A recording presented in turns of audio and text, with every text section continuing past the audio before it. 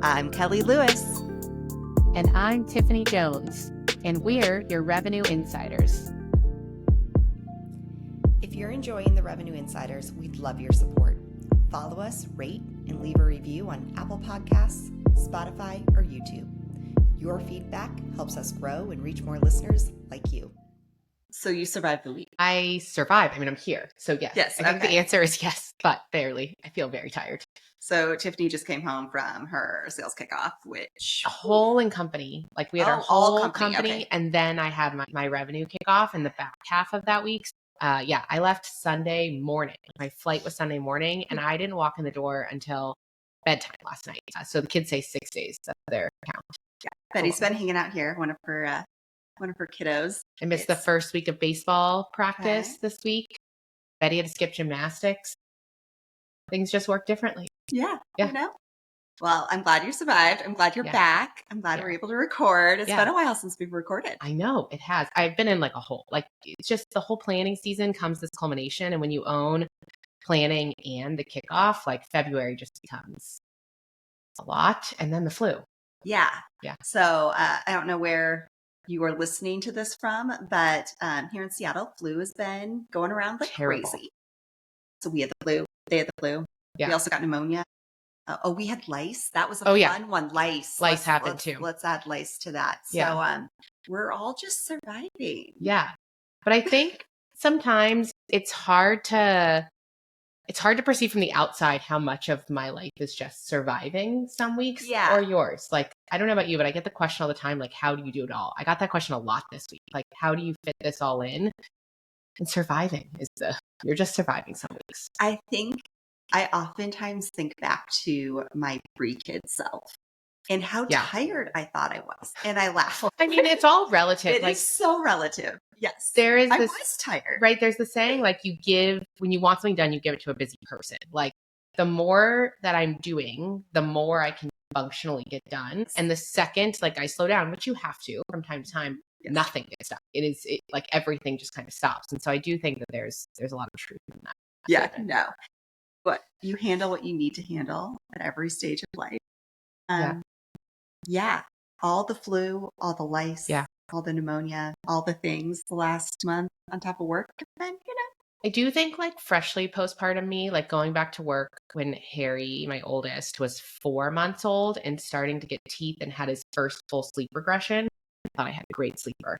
Not true. That first like month back at work, and we both got like norovirus, I think, because he started daycare. Like, as tired as I am now, I think that version of me would like laugh hysterically at like this version of exhausted. Like, it's all just different. It just all changes. Yeah. I also think it's cruel. So I did not have as great of maternity leave as you did, but a lot of these companies are doing this like 4-month maternity leave, and it's literally it is the sleep regression. Like, so hard.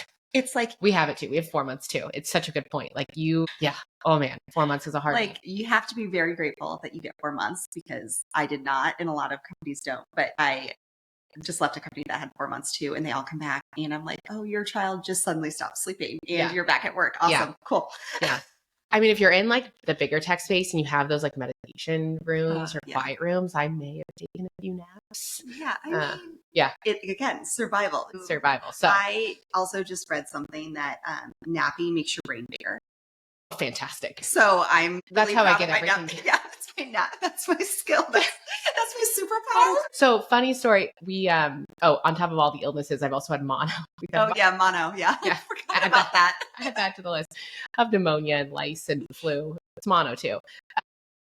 CEO start. Her name's Kara Sprague. She started in November. She came from F5. I love her so far. We're like 4 months, speaking of 4 months, we're 4 months in. Oh, nice. She had the entire extended leadership team read this book called Essentialism. Okay. I highly recommend it if you haven't read it yet. But as part of Essentialism, there's a whole chapter on the importance of sleep. And like, not to wear this like badge of honor of like, you only got like 4 hours of sleep, or you worked all these hours, like the importance of sleep. And the irony of that, it was like early in the days before I realized I had mono, but it was like very early in my mono journey this winter. And I fell asleep listening to the chapter on sleep. And I was like, well, this was meant to be. It's very multi-productive of me. We always joke. So we had kids earlier than our friend group. We did not have kids early by any means, but just of our friend group. And they used to call Drew, my husband, and I the 9 p.m. text thread because we stopped answering at 9 p.m. because we went to bed at 9 p.m. And before you have kids, the idea of going to bed at 9 p.m. is just like absurd. But at 9 p.m., I am exhausted. Yeah. I might be reading. I might be listening to a podcast. You're definitely reading. Yeah, usually reading. Yeah. I like to read. Or puzzling. But like, I can't talk to anyone. Yeah. I can't function. Yeah. I am not a work till want to get up at 5 a.m. Like that is not occasionally when you have to. I mean, yeah, I think that's like one of the tricks is like balance isn't like finding this like perfect schedule every day that like hits like your husband has time with you and your kids have time with you and you do the activities and you get all your work done. That's not balance. Like balance is like this week I worked, I don't know, 15 to 18 hours probably every day for 5 days straight, 4 days straight. The Friday was easier because it was a travel day. And there's going to be, days when like my schedule doesn't look like that. And like I leave early to go get Betty to gymnastics. And that's ultimately like, I think where you find balance. Okay. So we're here now. We both have 2 kids, similar ages, 5 and 8, almost 8 for you. The girls are almost 6. I know. It's crazy. Maggie lost her first front tooth. I heard all about it when I got home. I got home tonight. Betty showed me 2 of her teeth are loose on the bottom. I think it's only 1. Crazy. She's got glasses. She lost her front tooth. The girl doesn't brush her hair. Doesn't wear matching clothes when it's not the uniforms. Beauty of being 5. Yeah. She looks 5. And it's fabulous. Okay. So, but going back to my question for you, we lost track. Going back to my question for you was, this is not necessarily how I pictured my career before I had kids or what it would be like to be a mom with a career. I know you actually kind of thought you were going to be a stay-at-home mom, right? I did. Yeah, I was very set on this idea of being a stay-at-home mom. I envisioned myself like making cookies that would be ready when they got home from school and, all the things that I just thought that's what life would look like. And even early in my career, I was still ambitious and I still thought there would be like this time that came when I would be a stay-at-home mom. And stay-at-home mom meant to me like, I was involved in PTA, like it didn't, or volunteering, like it didn't mean, I didn't want to not do anything. And I think stay-at-home moms do a whole heck of a lot of things I didn't even realize at the time. But now, sitting where I am now, I don't know that I could imagine staying at home. Like I had the benefit you mentioned of a very long maternity leave, especially with Betty, with my second at DocuSign. I was off for 9 months total, which was fantastic. It was a great benefit. And it gave me a lot of space, but everyone was like, you need to go back. Like you need to go do something. Like I'm a busy person. I like staying busy, but that wasn't the same for you. No. And one thing before I jump into me, I will say Tiffany does all those things though. We don't have PTA, but we have similar type things at our school and Tiffany is involved in all of them. So she's found a way to create a balance. Yeah-ish. Which is why she doesn't sleep. Maybe enough. I do sleep. Maybe enough. She has a way high sleeper score than I do. Yeah. So no, I never had the ambition to be a stay-at-home mom. I think I knew I liked to work, but I was a sales rep. And when you're a sales rep, I was a sales rep in healthcare IT. And I was traveling Sunday night through Friday night or Monday through Saturday. I was gone 5-6 days a week, every week. And so when I pictured my life with kids, I often was like, I don't know what I'm going to do. Like, I know I want a family, but I can't do this. Yeah. And it was interesting at the time, most of the women I knew that were in sales leadership roles or had continued and were just strategic reps very high up didn't have children. Yeah. And so I had this moment where I was like, oh my gosh, what am I going to do? And so this is so funny now. I went and got my master's in healthcare administration. I was like, I'm going to go work at a health system. This is great. I know a lot about healthcare. I've been in healthcare tech, not where I ended up. It's funny how nothing you plan for. So it was a great degree. I'm still glad I got the degree. But I did that part-time while still working. And then I did have kids. I actually had a big deal with Kaiser back in the day. I left my newborn at 8 weeks to get on a plane because But then you probably slept in the hotel room. I did. Yeah, it was kind of amazing. But I remember getting to the offices. I won't name the company I was at the time. They didn't have a place for me to pump. A mother's room? No mother's room. So they put me in the IT room.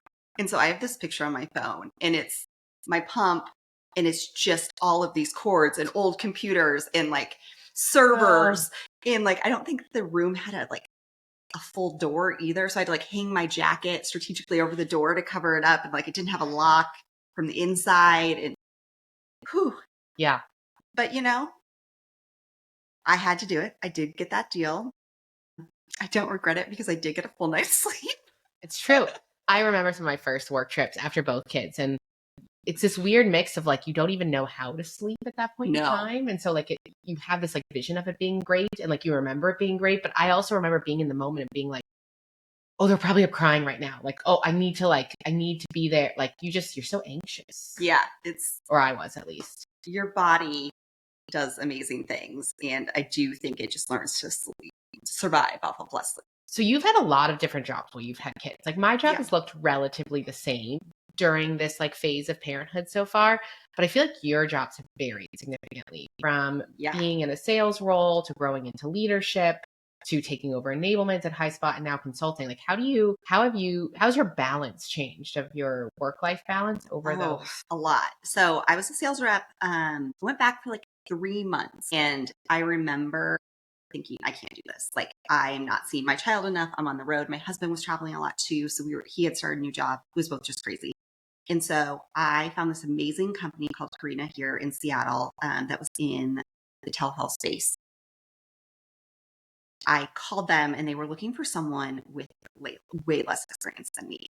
They were actually looking for more of an operations person, which I didn't have a background in, but I kind of knew what was going on. Yeah. And so I met with the CEO, and I was like, hey, super overqualified for this role in a lot of ways.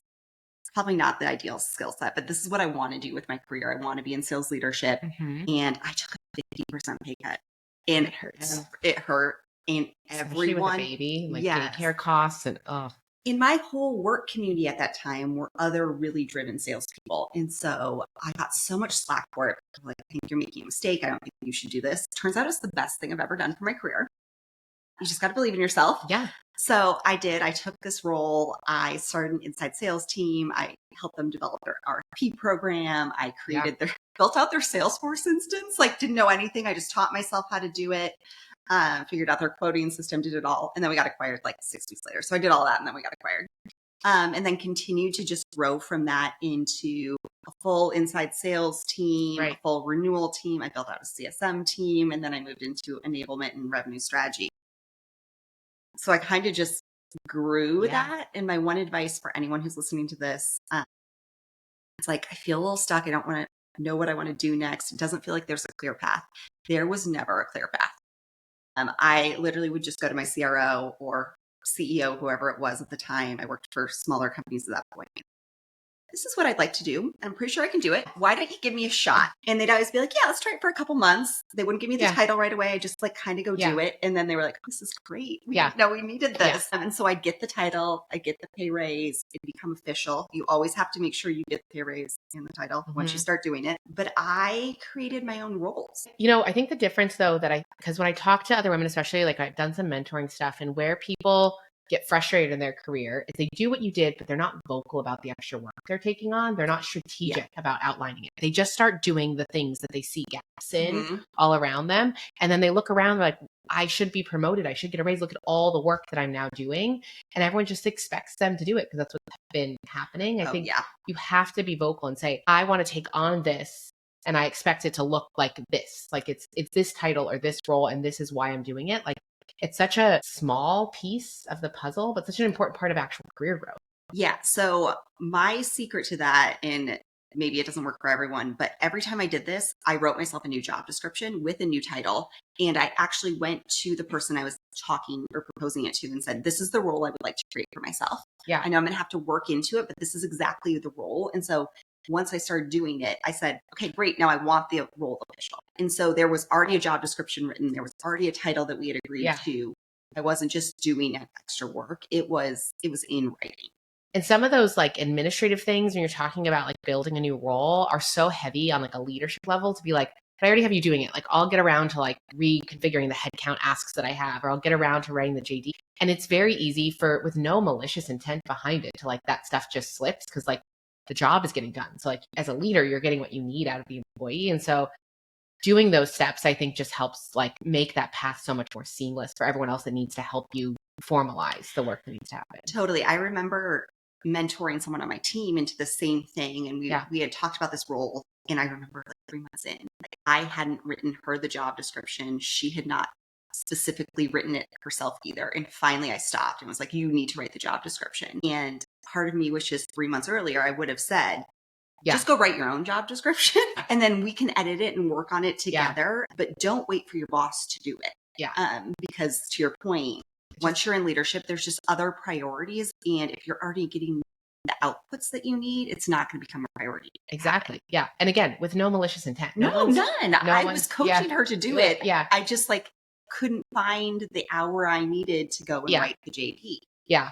I think a lot of people think about like your career journey you just described with all that happening while you had such young children. And it goes back to the saying I mentioned at the beginning, which is like when you give busy people things to do, it just gets done. And I think it's really easy. One, there's nothing wrong with being in that phase, especially early parenting phase of life, but any phase of life and saying, I want to be ambitious, but right now I need to be where I'm at. Like it's the devil I know, and I might want a better title, but like I'm okay being stagnant. And I think it's important to be honest with yourself that that's what you're doing and like check in, like give yourself like let's in 6 months evaluate, like am I still in that space or do I want to like think about some of these steps? But I also think like you can do a lot more than you think you can. Like you stretch in ways that you don't realize. From the time I had Harry, or let's say I got pregnant with Harry with my oldest until I left DocuSign. When I left DocuSign, I had a 5 and 3-year-old when I left DocuSign. So for those 5 years, my team grew from 20 people to 70 in my organization. And you got promoted to VP, which is a huge accomplishment. And it was an exhausting phase of life, like 5 and 3, like those are the years when like they're trying to kill themselves and they're sick all the time. COVID happened in the middle of all of that. So they were home 5 years ago, like almost to the day. I remember it was almost 5 years ago now. It was right after I got back from maternity leave with Betty 5 years ago. And we were early acquisition stage at DocuSign on what was now the DocuSign CLM product. And we had all these calls. And because of everyone was virtual, the calls were just spanning every hour of the day. Like the hours were getting insane. And we went through that phase. Everyone went through it where you were expected to be on camera. Like all of a sudden it was like everyone on video. Yep. Well, I was sitting at our play train table, playing trains with Harry, who was 2 at the time, 2.5, and had my laptop set up on a Zoom call. And I had 8-month-old, 9-month-old Betty climbing up if you have had a 9-month-old, they pull your hair, they're pulling your ear. She was literally on my shoulder and someone scolded me for not being on video. Yeah. You want me on video? And I turned it on and I was like, this is going to be distracting for everyone. I am 100% participating. I am not going to be on video, and turned it off. And so like, you just navigate things like as they come. And if it all of a sudden is too much, then you say it. You say like, I need to take a step back. Like I need to offload this project. Yep. And you just navigate it as it comes. I think that taking a step back is a really interesting discussion too. I was talking to a great friend who is very successful. She's in this, I won't list her name or the company, but she's in the C-suite at an organization, has just been an inspiration for me to follow her career. And in her couple, it was always thought between her and her husband that she was going to be the senior executive and bring in the money, and she wouldn't be primary parent. And her husband has just grown his career and is so successful and is doing wonderful. And we had this really honest conversation the other day. And she was like, we can't keep doing this. Both of us are traveling constantly. Yeah. I'm going to have to take the step back. And I don't feel okay about that. Like I haven't mentally figured out how to do it in my head. Yeah. And her and I had this discussion and I said, well, the thing you need to know or really think about is, especially when it's a partnership, sometimes one person's going to take the step back and sometimes it's the other person. It's not always the same person. It's not permanent. And it's not steps are not permanent. That's so hard to wrap. This is temporary. Yeah. And it's okay that you're the one that's changing career course because you're a mom. Your resume doesn't change. Like your experiences don't change. It doesn't change who you are. And I know her partner well enough to know that if she needs to pivot at some point, he needs to do the same thing. He will also do that. Yeah. And so I think as we take a step back, I obviously took a step out of my career recently. Yeah. It's really, really hard and challenging to do. But I think the understanding that it's not permanent, and we just made it sound so easy to do all these amazing things. We have young kids, but sometimes you can't. Yeah. Based on your circumstances. And that's also so okay. Yeah. No, I mean, we were joking. So I kick off all week. I was sitting around with like a group of women at the end of the day on Thursday night, just like, you know, we had our bottle of champagne, everyone's like celebrating everything that's happening. And this conversation came up of like, because I was so sick a week ago, and they're like, well, maybe you do too much. Like, did you ever think about like maybe you need to take a step back? And I was like, I joked and I was like, yeah, it's the kids I'll get rid of. Sure. Like I'll take a step back. I can't imagine right now taking a step back, but that doesn't mean in 2 years when life looks different that I won't be in that place. I do think it's important to like think through how you navigate both taking a step forward and a step back, and not making either of those decisions needing to be like a permanent, like they set you on a specific path you can't unwind. The other thing that we were talking about in that conversation on Thursday night was in the whole context of like, how do you do everything? I don't think of balance as balancing my time. Like there's this like big trope of like work-life balance and like how much time are you spending with each of these things, and, you know, your partner and your children and your work and your social life. And if you look at it that way, it never maths out. You can't fit all of it into a single week, a single day. Like it's never going to equal out. And so for me, it's balancing my energy. Like how much energy do I need to spend? Because if I deplete all of my energy, which, you know, I did a lot of that this week, then I have much less to give everywhere else, like on a weekend or while I'm, you know, making dinner, like whatever else I can multitask on. If I'm thinking about how much energy I'm using across all of those categories, I can fit a lot more in because I can realistically respond to a text while I'm in a meeting that I'm not 100% necessary for, and they're having a conversation, but I'm there for a different part of the agenda. Or I can talk to you about like, what are the different episodes we want to do? Like you can use, that's where multitasking, I think, back that essentialism, because you can't multitask. I disagree with that. I think I'm fairly good at it, but like I think it's based. You've proven that you can. But I think it's all based on the energy.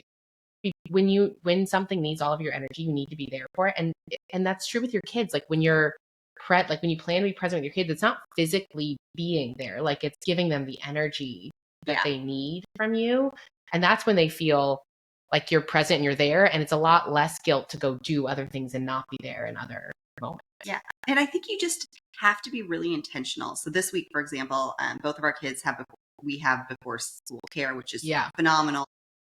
And this week, my kids were just tired. And I was like, you know what? I'm going to skip before school care. Like my week right now is mostly just drum me up business. I'm doing a ton of networking. Yeah. I don't need to be on calls till 9 or 8:30. And so I made the intention to say, okay, we're going to push back the alarm clock. I'm going to be very present with you in the morning. Yeah. Because I could do it. Next week doesn't look the same. My husband's traveling. I've got early meetings. It's going to be chaos around here, and they're going to go to before school care. So it's just, to your point on energy, like look at your weeks, plan your month, think about how you can spread your time. And I think that week was great. We got a lot more time in the morning. It was way less stressful. And, you know, next week's not that week. Next week is not going to be that week. Yeah. I think on that point of before school care, and this is the other thing that comes up all the time, is like for both of us, it's paid help, but it's a village. Like I don't do it all. Like, right. My husband was home with the kids all week this week, and we have someone who does house management type stuff for us and drives the kids to activities in the afternoon. And certainly like when I'm able to, I want to do that. But like you have to balance what you need to do yourself versus what other people can do. And again, it comes in the form of paid help when that's available to you. It comes in the form of a village or like a community around you, people picking up the slack. Betty was at your house last night because Harry needed to go to his first baseball practice and I was still on a plane. Like you just have to rely on other people. And I don't know how visible that always is, that's really what's happening behind the scenes. Yeah, we have an amazing community that we've established here. And we are so dependent on them. When I'm solo parenting, someone will adopt me next week and they will feed my kids dinner, and I will be so thankful. It might be me. It might be you. We'll see. We oftentimes are taking our kids to different activities. We're carpooling. Yeah. But I also hear from so many parents, both moms and dads, that you guys are so lucky you found that community. I don't have that. Yeah. I think maybe we should talk for a minute about how we established that, because it was actually intentional. Yeah. And it took work. Yeah. And what's interesting is it was very unique within the confines of COVID. So totally. That's a good point. There is like an environment that was created. But to your point, I hear that as well. Like, I don't know a lot of other, and even other friend groups that I'm part of, the community that we built with the kids that are all the same age functions the same way that this particular group does. So when I get asked, like, how do I find that? The first answer is, if you are right now listening to this and you've got like a 4-month-old and you feel like you're drowning and you don't have a village, you will. The second your kids go to daycare, preschool, kindergarten, whatever that first school moment is, you just have to be really intentional finding your people. And not everyone at that school is going to be your people. No. And that's okay. But I'm sure we've talked about how Tiffany and I met. I literally gave her my business card. I don't think we have. I was just thinking about that. Like, I don't know, we should maybe share that story, because it is such an intentional movement. So, and actually, Betty, we were pulling up here. We're at Kelly's house recording, and we were pulling up here, and my daughter came to go hang out with her girls because she demanded it as we were walking out the door. And they're the boss. And they're the boss. And I've been gone for 6 days, so I don't say no to anything today. But we were both 7 months pregnant. 8 months pregnant. Yeah, we were big. We were at the grand opening of a kid's haircut place here in the neighborhood that we both live in. Yeah. And we had the first 2 appointments on the first day that they opened. Shocking. Turns out shocking. And the woman who was cutting Kennedy's hair, Perry was playing, started asking you questions about like your life, like where do you work, where do you go to school, like where's the daycare, when are you due? And every question that Kelly answered, I was like, me too. To the point that our husbands were dropping off our oldest children in the same daycare room at the same exact time every morning, and didn't. But claim they never met each other. They claim they never met each other. Or saw each other. Yeah. I didn't do early morning drop-offs back in the day, but it was like a 6:30 a.m. drop-off at those days. Again, we've always relied on morning care. But we started answering all these questions the same. We realized that we had the exact same due date with the little babies in our bellies and all these things. And so Kelly was like, I just moved. She was like, I just moved to this neighborhood. I don't really have any mom friends. And I was like, I got you. Like, I've got mom friends in the neighborhood. After the babies are born, let's meet up. And like, you should join the Fit for Mom, like Stroller Strides, which is another, like, before, if you're not doing daycare, you're doing a nanny share, like Stroller Strides and Fit for Mom was a great resource for me in a community as well. And so Kelly gave me her card. I put it in my wallet. And then like 3 weeks after, they were not born on the same day, but 3 weeks after they were born, Kelly called me and she was like, should we meet up for lunch? And you know. So I was new to the community. We were newish to Seattle. I knew no one else who had babies. And I basically was like, I'm going to put myself out there. And so that's how I met Tiffany, gave my business card. One of the other strategies I used was there was a local brewery right near our daycare. We would go hang out there right before we did pickup or after pickup with the kids. So I met the other parents that way. I met one of the moms at like a late night. They had, what are those like? Not the parents' night out. Parents' night out. Parents night that's out. What. Thank you. And I maybe had one too many margaritas and ran into a wall. Anyway, the person who saw that is now one of my best friends. She was like, I want to be friends with her. Well, and I think too, one of the things that we do that makes our community really unique, and we've all been doing it since like very early on in our friendship, is that we just automatically help each other out. Like there is no asking for help. Like you don't think about yourself. Like there's a mom and their husband is traveling and their kids are sick. Like, I'm just going to swing by the grocery store and grab you some soup and some kids Tylenol. And like, you mentioned this and I'm just going to drop it off at your door. Like no questions asked, or like you just had a surgery and like are struggling to lift your baby. I'm going to come over for the day. Like, let me just like, we'll sit and chat and I'll hold the baby. I'll change the diaper. Like I'll do what you need me to do. And all of a sudden that starts to happen everywhere. And it people just pick up naturally. slack. Yeah. No, but you do have to it is something I think about, it's easy to not think about doing the thing for someone else. It's easy to think someone else is going to take care of it. Yeah. And like, what's the worst case? They get 2 things of soup from the grocery store. Like it's better to just do the thing. Yeah, and it's so easy. This wonderful community brought me a puzzle and a cake the other day. Yeah. I was a little angry. Yeah. I was a little tired from being sick for a month. The kids were driving me nuts. My husband was driving me nuts. And so they showed up with a puzzle and some chocolate cake, which is exactly what I needed. And it just like warmed my heart. And then someone sat and puzzled with me for a little bit.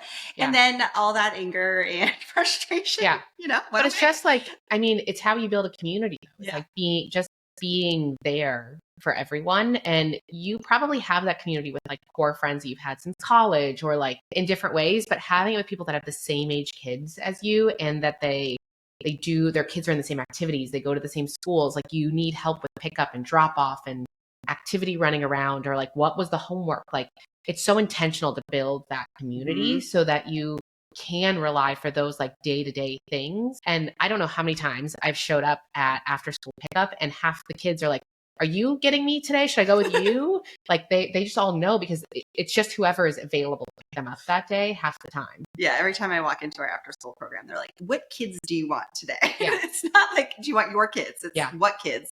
But yeah, I think my advice for anyone who's like, that sounds amazing, I don't know how to find that. You just kind of have to be bold. I'm a little bit of an introvert. Tiffany is a high level extrovert. I gave her my business card because that's what I was comfortable doing. Strategy in all aspects of life. Kelly thrives. I'm more of an extrovert at work for sure. Yeah, you are. I mean, I think a lot of people take that persona when they're introverted. I don't know how to do it because I'm just extroverted. Yeah, there's nothing introverted in you. It's true. Okay, what else? I don't know. I don't know that we answered any questions, but it's the... Well, so the reason we did this episode, I should have said this at the beginning, maybe we can chop it up, was that we hear from women just asking us, or parents in general, not just women, how do you do it all? And we know it's International Women's Day today, actually. And so we thought we'd share our story. That is our story. Yeah, I don't know. Keep trying something new every day. My month of April is going to be a brutal travel month. Although we are speaking together. So yeah, we are. If you're going to Emblaze, catch the Revenue Insiders. In Denver, we'll be on a panel together, which is really fun. I actually just talked to someone from college that was in my sorority, and she's also speaking. I was like, oh, this is amazing. So yeah, it's gonna be fun. April's gonna be brutal for me travel wise. I have Montreal, New York, Colorado. I get to go to Mexico. I'm not going to complain about my time in Mexico, but I just on the drive over here, I was talking to my daughter about like why work looks busy sometimes and prepping her that like April's going to be a harder month for us, like for travel purposes. And like dad's going to be cooking the dinners and like, what do you need from me? Because I know you miss me. And so like I engage them and like what, how they're feeling and like what they need ahead of time. And so they're prepared for it. But, every week is going to look different. We'll learn new things, what worked and didn't work. There'll be weeks I come home and they're mad at me. And there'll be weeks that I come home and it worked great. And we'll just go from there. Yeah, no, we're in the similar boat. Drew's traveling almost every week. I know. I am the one who's taking the step back right now. So opposite. And I looked at Drew and I said, kids are eating hot lunch this month. Yeah. Like there aren't going to be a lot of home cooked lunches because that's what I need to survive. And that's just the decision we were making. Funny story on this weekend.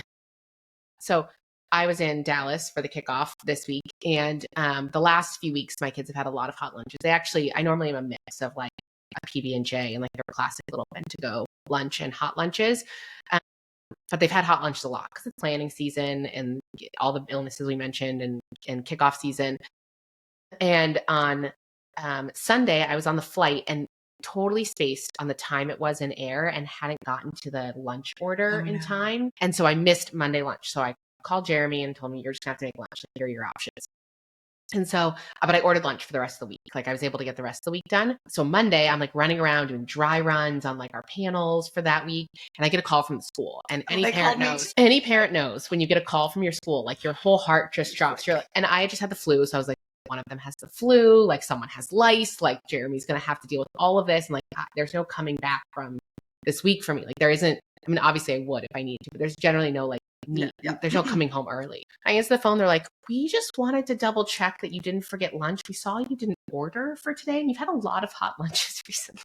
I was like, no, I promise I have lunch today. I already thought of it. Made me I got the same phone call. There must have just been a lot of us that because it was a new month had not ordered lunch, but I had luckily sent my lunch that day. But it was also, I had the panic, like, Oh my gosh, someone's sick. Someone fell on the playground. We've got broken bones. What's going on? Always. Well, now we're back to balancing the day. Yeah. We have our school auction tonight. Yes. I got to spend some time with my kids before I drop them off at their grandparents' house to make that work. Well, we will be back to our normal programming. Yeah. We are about to launch a AI series all about up and coming vendors in that space, in the go-to-market space. So that will be really fun. But it was fun to talk parenting with you and how we balance it all. Hopefully there were some gems in there for everyone. Yeah. Good to talk to you all. Bye. If you're enjoying the Revenue Insiders, we'd love your support. Follow us, rate, and leave a review on Apple Podcasts, Spotify, or YouTube. Your feedback helps us grow and reach more listeners like you.